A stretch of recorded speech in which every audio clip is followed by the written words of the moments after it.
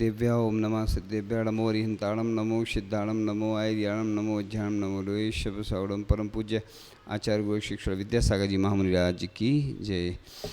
तो आज हम चर्चा करेंगे उस जैन संस्कृति की कि जैन परंपरा में श्रवण तीनों संध्याओं में आत्मध्यान के समय सत्येषु मैत्रीम इस श्लोक के माध्यम से भगवान मेरी आत्मा सदा सभी प्राणियों पर मैत्री भाव को धारण करे राष्ट्र भावना बातें हैं। तो पूज्यपाद स्वामी ने शांति भक्ति में छेवम सर्वम प्रजानाम इस श्लोक में स्पष्टतया राष्ट्र की संबंधी एवं सुख शांति की भावना बाई है। मेरी भावना में भी राष्ट्र धर्म का जो अमर संतति है वह तारीफ़ काबिल है। बनकर सब युग वीर हृदय से देशोन्नति रत रहा करें, अर्थात हे देश के लोग तुम अपने हृदय को महावीर बनाओ और देश की उन्नति में हरदम प्रयासरत रहो। देशोन्नति में आतंकवाद बाधक है, आतंकवाद के रहते देशोन्नति नहीं हो सकती। देश की उन्नति करना हमारा राष्ट्र धर्म है।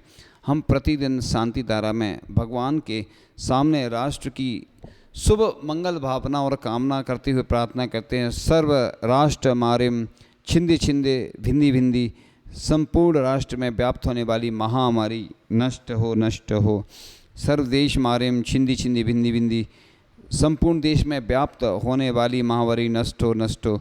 वर्तमान युग के आचार्य श्री विद्यासागर जी महाराज ने भी कहा है, दूषण ना भूषण बनो देश के भक्त, उम्र बड़े बस देश की देश रहे अभिभक्त। हे देश के लोगों, तुम कृतज्ञ मत बनो, तुम कृतज्ञ बनो।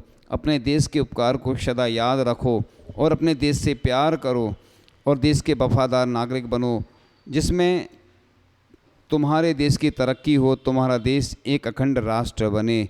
तो आचार्य भगवान ने कितना हमें सब कुछ दिया है। चिकित्सालय, गौशाला, विद्यालय, विकलांग के धर्मार्थ औषधालय, प्रशासनिक प्रशिक्षण के संस्थान आदि, हथकरघा को प्रोत्साहन दिया और इंडिया नहीं भारत का नारा दिया और हिंदी को भाषा को प्रमुखता से स्थान दिया। तो इस प्रकार से हम देखते हैं कि जैन धर्म में राजधर्म का विस्तृत वर्णन प्राप्त होता है। मंत्रों में, शास्त्रों, पुराणों में, शिलालेख और प्रशस्तियों में राष्ट्र भावना का स्पष्ट उल्लेख है। आवश्यकता इस बात की है कि हमें अपनी पूजा प्रार्थनाओं की शुभ मंगल कामनाओं को अपनी संवेदनाओं का विषय बनाना चाहिए और राष्ट्रभक्ति के साथ अपने जीवन में राष्ट्र धर्म का पालन करना चाहिए। हमारा राष्ट्र कहता है, धर्म है कि गरीबों का उद्धार करना, बेईमानी नहीं करना, किसी की बेइज्जती नहीं करना, अनुशासन का पालन करना, न्यायपूर्वक आजीविका करना, सद्भावना रखना, सदाचार का पालन करना, यह नागरिकों का धर्म है। प्रत्येक देशवासी को इसका पालन करना चाहिए। तो इस प्रकार से अगर हम प्रतिदिन इस बात का पालन करेंगे तो हम अपने जीवन को अच्छा बना सकते हैं। इसलिए हमें इन बातों को ध्यान में रखते हुए जो भी हमारे अनुष्ठान होते हैं, पंचकल्याणक महोत्सव होते हैं, इन पंचकल्याणक महोत्सव में तन मन धन से जुड़ना चाहिए। एक छोटी सी चिड़िया थी, जंगल में आग लग गई, बूंद बूंद करके पानी ला रही थी, बुझाने की कोशिश में लगी हुई थी। इतने में जंगल के पशु पक्षियों ने चिड़िया से कहा, तू मूर्ख है क्या, कुछ बूंद पानी से आग बुझेगी क्या? तो चिड़िया ने जवाब दिया, आग बुझे या ना बुझे, जब भी इतिहास लिखा जाएगा मेरा नाम आग जलाने वालों में नहीं बुझाने वालों में आएगा। तो छोटी चिड़िया बन कर के हम काम कर सकते हैं। तो एक राजा था, उस राजा ने कहा कि सभी को एक तालाब का कुंड खोद दिया गया, उसमें एक एक लोटा डालना है। क्या डालना है वो अभी रहस्य है, आगे आएगा। तो लोग तो बहुत चतुर होते हैं, होशियार होते हैं। सभी रात में एक एक लोटा डाल आए। सुबह तालाब को देखा गया, राजा बहुत खुश हुआ कि तालाब तो भर गया है, लेकिन देखा कि लोग बहुत चतुर चालाक हैं। उनसे कहा गया था कि दूध का एक एक लोटा डालना है, तो उन्होंने जल का लोटा डाल दिया और वह जल से कुंड भर दिया। तो ऐसे ही हमें भी इस अनुष्ठान में चूल से आपका निमंत्रण है। यह निमंत्रण हम दे रहे हैं क्योंकि हम भगवान के कार्यों में बुला सकते हैं। आपके लिए आपको आना है और सभी को लाना है। पूरे देश से भी लोग आ जाएंगे तो कभी कोई कमी पड़ने वाली नहीं है। और इसके साथ साथ परम पूज्य मुनि श्री विमल सागर जी, अनंत सागर जी, धर्म सागर जी महाराज का 25वां रजत मुनि दीक्षा दिवस भी 27 अप्रैल को पड़ रहा है। वह भी प्रातःकाल की बेला में हम और आप मिलकर के लगभग पूरे इंदौर और इसके आसपास के बाहर के लोग सभी पूजन की द्रव्य लेकर अपनी अपनी कॉलोनी से आएंगे और हम आचार्य भगवान की महापूजन इतिहास में प्रथम बार इस प्रकार से नए तरीके से करेंगे। तो इस अनुष्ठान को हम अंजाम देंगे। तो कुछ को तुम जगाओ, कुछ को हम जगाएंगे। आपको सबको इन अनुष्ठानों में शामिल होकर के उस रजत मुनि दीक्षा दिवस को मनाना है, क्योंकि हम पाप के कार्यों में तो कई बार हमने ऐसे कार्य किए होंगे और शामिल होंगे, लेकिन पुण्य के कार्य में शामिल होना बड़े सौभाग्य की बात होती है। तो इस प्रकार से आप लोग ये अनुष्ठान मना करके आप बहुत अच्छा कार्य करेंगे। तो आप लोग इसी के साथ साथ इसी 22 अप्रैल को अक्षय तृतीया भी आने वाली है। अक्षय तृतीया जो तिथि क्षयनी होती है उसका नाम अक्षय होता है। तो उस दिन आदिनाथ भगवान को आहार मिला था, आहार की प्राप्ति हुई थी, इसलिए वह भजन भी प्रसिद्धि को प्राप्त हो गया। इक्षुरशिका किया पाड़िना आखा तीज महान, जय जय आदिनाथ भगवान, जय जय आदिनाथ भगवान। पहले हम नहीं जानते थे, जब गृहस्थ अवस्था में थे तो जाते थे पड़गान करने और वापस आ जाते थे। हम सोचते थे ये क्या हो रहा है, नहीं मालूम, लेकिन जब ग्रंथों को पढ़ा तो ये उस दिन पूरे भारत के लोगों को अक्षय तृतीया के दिन पड़गाहन करना है, शुद्ध भोजन बनाएं तो बड़ी अच्छी बात है, नहीं तो जो भी जैसी व्यवस्था हो। और उस दिन आदिनाथ भगवान हमारे प्रथम तीर्थंकर भगवान को आहार दान की प्राप्ति हुई थी, इसलिए वह लोग भूल नहीं जाएं, विधि संस्कार हमारे अंदर बन रहे, इसलिए अक्षय तृतीया के दिन सभी लोग पड़गाहन करें। और ये तो प्रतिदिन भी कर सकते हैं, शुद्ध भोजन जो बनाते हैं और बाहर आकर के। ये कोई वैसा लौकिक त्यौहार नहीं है, यह तो पारलौकिक त्यौहार है। ये तो हमारी दान दिवस है, उस दिन सभी लोगों को पड़गाहन करना है। तो आचार्य महाराज ने जो हमें यह जैन धरोहर, जैन संस्कृति दी है, उसकी रक्षा करना हमारा कर्तव्य है। तो इस प्रकार से आप लोग इस महोत्सव को, जितने भी यह आने वाले महोत्सव हैं, बड़े उत्साह के साथ संपन्न करना है। तो आचार्य भगवान की कृपा हमारे ऊपर बनी रहे। इसके साथ साथ इस ग्रीष्मकालीन तपन में हम एक संदेश देना चाहते हैं आपको कि जल ही लोगों का दुश्मन है और जीवन, जल ही जीवन है। हवा के बाद जीवन का दूसरा महत्वपूर्ण घटक जल है। तो आवश्यक कार्यों के अलावा व्यर्थ में हम इस जल को नहीं बहाएं, क्योंकि जैन धर्म में लिखा है, वैज्ञानिकों ने सिद्ध किया 36,450 जीव होते हैं, लेकिन जैन धर्म के अनुसार असंख्यात जीव होते हैं एक बूंद जल में। ऐसा लिखा है कि अगर 2.5 द्वीप में पूरे कबूतर बन के उड़ें तो पूरे 2.5 द्वीप में नहीं समाएं। तो आवश्यक कार्यों के अलावा हम जहाँ भी जल उपयोग करते हैं छान करके उपयोग करें और कम से कम जल में कार चलाएं, क्योंकि आज ये रिसाइकलिंग हो रही जल की, यह तो जैन धर्म के खिलाफ है, क्योंकि अशुद्ध जल शुद्ध कभी हो ही नहीं सकता है।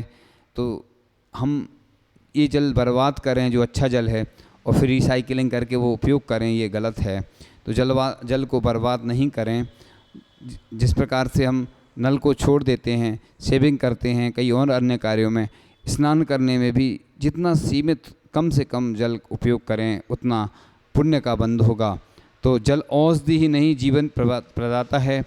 तो पूरे विश्व में 70% से अधिक जल है, हमारे शरीर में भी 70% से अधिक जल मौजूद रहता है। जल ही लोगों का दुश्मन है, यह सभी रोगों का नाश करता है। हमारे शरीर में 2600 मिलीलीटर जल प्रतिदिन निष्कासित होता है और 2-3 लीटर जल सेवन के लिए कहते हैं डॉक्टर।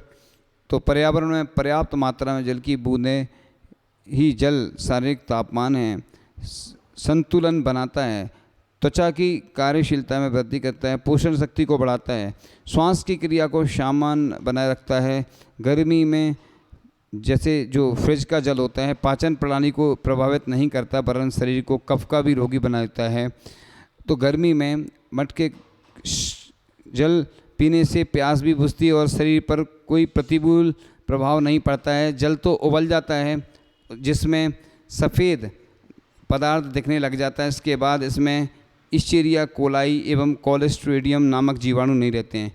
तो फिल्टर में जो सिस्टम रहता है ना, उसमें गाय की हड्डियों का चूरा एक्टिवेटेड चारकोल डाला जाता है, इससे जल साफ होता है। यह नुकसानदायक होता है। स्वस्थ अवस्था में हमारे शरीर का तापमान 98 डिग्री फ़ारेनहाइट यानी 37 डिग्री सेंटीग्रेड से लगभग होता है। स्वस्थ नागरिक किसी भी देश के लिए सबसे बड़ी संपदा है। सोडा ड्रिंक यानी पानी में घुली कार्बन डाइऑक्साइड वाले कार्बोनेटेड पेय, कार्बोनेटेड वाटर को थोड़ा वाटर भी कहते हैं, इसे क्लब सोडा आदि भी कहते हैं। तो इसमें अन्य नुकसानदायक पदार्थ होते हैं, इसलिए हमें यह ध्यान रखना चाहिए कि जल को हम जिस प्रकार से मुनिराज का कमंडल होता है, चलता फिरता वित्त मंत्रालय का उदाहरण है कि महाराज जी जल भरते तो ज़्यादा हैं लेकिन खर्च सीमित मात्रा में करते हैं, इसलिए इस जल का उपयोग हम सीमित मात्रा में करें तो हमारा जीवन भी अच्छा बनेगा। इसी प्रकार से चाहे विद्युत हो, पहले के लोग शाम को दीपक जलाते थे, उसी से स्वाध्याय करते थे और बाद में बंद करके सो जाते थे, और आज अंधाधुंध लाइट का उपयोग हो रहा है, इतने सारे जीवों की हिंसा होती है बनाने में। तो जो गाथा मूलाचार में भट्टिकेर स्वामी जी लिखी है, कदम चरे कदम चिट्ठे कदम आसे कदम सही कदम भाष्य जे भुंजे कदम पावना बजदी। तो शिष्य गुरु से प्रश्न करता है कैसे चलें, कैसे उठें, कैसे बैठें जिससे पाप का बंध ना हो। तो गुरु महाराज जब प्रश्न शिष्य करता है तो उत्तर देते हैं, जदम चले जदम चिट्ठे जदमा से जदम से जदम भाष्य जे भुंजे एवं पावना बजदी। यत्न पूर्वक चलें, यत्न पूर्वक बैठें जिससे पाप का बंध ना हो। तो आप लोग भोजन भी करते हैं तो खड़े होकर नहीं करें, क्योंकि खड़े होकर के भोजन करना यह आप घर में भी बैठ के ही भोजन करते हैं, खड़े होकर नहीं करते हैं, और मांग कर ही भोजन करते हैं, उठाकर नहीं करते हैं, पूरा जूठन हो जाता है। पश्चिमी सभ्यता की देन है जो आज बफर सिस्टम चल रहा है। पहले लोग बुलाते थे, सम्मान के साथ खिलाते थे, आज जो कोई भी आता है और उठाता है वो खाता है जूठन। यह मुनिराज के अलावा आर्य का एलक क्षुल्लक को भी खड़े होकर खाने की अनुमति नहीं है। तिरंछ हों तो वह खड़े होकर खाते हैं, बाकी मनुष्य तो बैठकर ही भोजन करता है। इसलिए इस प्रकार से भोजन करें कि जिससे पाप का बंधन ना हो। यत्नपूर्वक चलें, यत्नपूर्वक बैठें, यत्नपूर्वक शयन करें कि जिससे आपको पाप का बंधन ना हो और आपका जीवन अच्छा बने। तो प्रत्येक क्रिया प्रत्येक चर्या ऐसी करें कि जिससे आप 1008 तरीके हैं पुण्य बढ़ाने के, आप अपने पुण्य को गाढ़ा कर सकते हैं। तो आप अपने पुण्य को कैसे गाढ़ा करें यह महत्वपूर्ण है, क्योंकि जीवन तो सभी जीते हैं, लेकिन जीवन जीने के अलावा हम अपने जीवन को इस प्रकार से जिएं कि जिससे हमारा जीवन अच्छा बने। तो अच्छा जीवन जीना महत्वपूर्ण है, क्योंकि आज हमारे संस्कार बिगड़ते जा रहे हैं। तो भारतीय संस्कृति अपने आप में गौरवशाली है और संस्कारों से ही संस्कृति का निर्माण होता है। वही संस्कृति आगे आने वाली पीढ़ी के लिए संस्कार उत्पन्न करने वाली बन जाती है। तो देश की संस्कृति का ढांचा डगमगा जाता है यदि संस्कृति विकलांग होती है। तो इस प्रकार से हम अपने पुण्य को इस प्रकार से गाढ़ा करें कि हमारे जो पूर्वज हुए हैं जिन्होंने हमारे लिए बहुत कुछ दिया है, ऐसे ऐसे व्यक्ति हुए हैं। एक अमर शहीद हुए हैं मोतीचंद जैन, उन्होंने सज़ा स्वीकार की, उनको सज़ा हो गई थी और अंतिम इच्छा प्रकट की कि भगवान के दर्शन हो। तो प्रातः 4 बजे ही गांव के मंदिर से पार्श्वनाथ भगवान की मूर्ति जेल के कमरे में लाई गई। उत्कृष्ट भावों से दर्शन किए, सामयिक की और तत्वासूत का पाठ कर एकाग्रता से सामयिक पाठ का श्रवण किया तथा 1 घंटे बाद मात्र 25 वर्ष की आयु में फांसी दी गई। ऐसे ऐसे हमारे महान पुरुष हुए हैं। और एक कारागृह में रहते हुए उन्होंने, एक व्यक्ति ने युवा मित्रों के लिए खून से पत्र लिखा था, जिसके कुछ बिंदु इस प्रकार हैं कि जो हुआ है आवाज करो, हाँ बाजू आवाज जो हुआ सो हुआ, और जो हुआ वह होने ही वाला था, परंतु हमें ऐसी स्थिति में निराशा होने का कोई कारण नहीं, क्योंकि जिन्होंने अनंत चतुष्टय प्राप्त किया, जो अनिर्वचनीय आनंद में लीन हुए हैं, उन महान पूर्वजों का और तेजस्वी आचार्यों का अदम छत्र हमारे माथे पर है ना। दिन और संकट बीत जाएंगे, लेकिन कृति हमेशा के लिए चिरंतन रहेगी। कर्तव्य दक्षता से काम करें तो स्वदेश की और जैन धर्म की उन्नति सर्वस्वरूप से अपने हाथ में ही है। ऐसे हमारे जो संस्कृति के रक्षक हुए हैं, कि जिन्होंने हमारे लिए बहुत कुछ प्रदान किया है, ऐसे लोगों के लिए हम हमेशा डरे नहीं और साहस से ही काम करें। इस प्रकार से लोगों के हतोत्साहित करने से कभी प्रभावित नहीं हो, अपने अंदर एक जिद रखें। तो जिस एक व्यक्ति ने कहा था कि मुझे जब लगातार नकारा जाता, तब एक ही चीज़ दिमाग में थी कि जो सब कर रहे हैं वो नहीं करना है। इसलिए आप बड़े अच्छे ढंग से यह जो भी कार्य करें जिससे आपका जीवन अच्छा बने। तो हे भगवान, बस यही भावना है, यही प्रार्थना है बस कि एक सुंदर सा भजन आता है, आगे आगे अपनी ही अर्थी के मैं गाता चलूँ, सिद्ध नाम सत्य है, अरिहंत नाम सत्य है, पीछे पीछे दूर तक दिख रही जो भीड़ है, पंछी साख से उड़ा खाली पड़ा नीड़ है, सृष्टि सारी देख ली पर आई ही अनित्य है, सिद्ध नाम सत्य है, अरिहंत नाम सत्य है, जिनको मेरे सुख दुखों से कुछ नहीं था वास्ता, उनके ही कांधों पे मेरा कट रहा है रास्ता, आँख जब मुंदी तो कोई शत्रु है न मित्र है, सिद्ध नाम सत्य है, अरिहंत नाम सत्य है, डोरियों से मैं नहीं बंधा मेरा संस्कार था, एक कपन पर ही मेरा रह गया अधिकार था, तुम उसे उतारने जा रहे हैं सत्य है, सिद्ध नाम सत्य है, अरिहंत नाम सत्य है, आपके अनुराग को आज क्या ये हो गया,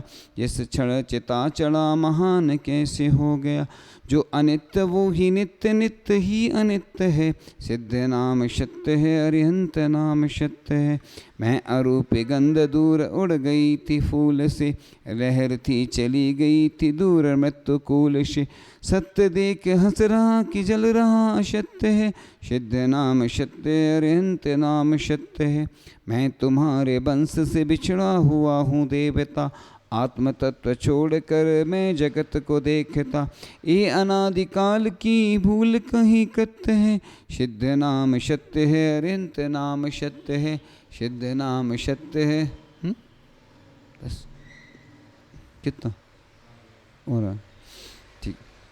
इस प्रकार से आचार्य भगवान हमारे लिए बहुत अच्छा निर्देश देते हैं कि हम अपने जीवन को कैसे, मानव जीवन को समझें। मानव जीवन अनमोल है, जीवन में अनेक उतार चढ़ाव आते हैं, जीवन की उन विषमताओं में क्षमता रखना ही धर्म है। भगवान राम, सती सोमा, सती अंजना जैसे शेष जीवों के जीवन में भी अनेक संघर्ष आए, परंतु उन्होंने सब कुछ समता से सहन किया, फलस्वरूप उनका जीवन हर समय बना। हम भी जीवन के उन उतार चढ़ाव में सामंजस्य बना रख सकें।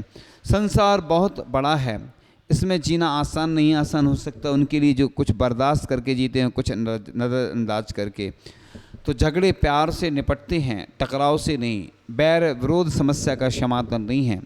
सफाई देना उचित नहीं, समय आने पर दूध का दूध और पानी का पानी हो जाता है। भाग्य के विपरीत होने पर कौन सा ऐसा पुरुष अपमान को प्राप्त नहीं होता। तो आप आपस में जय जिनेंद्र जरूर करते रहें।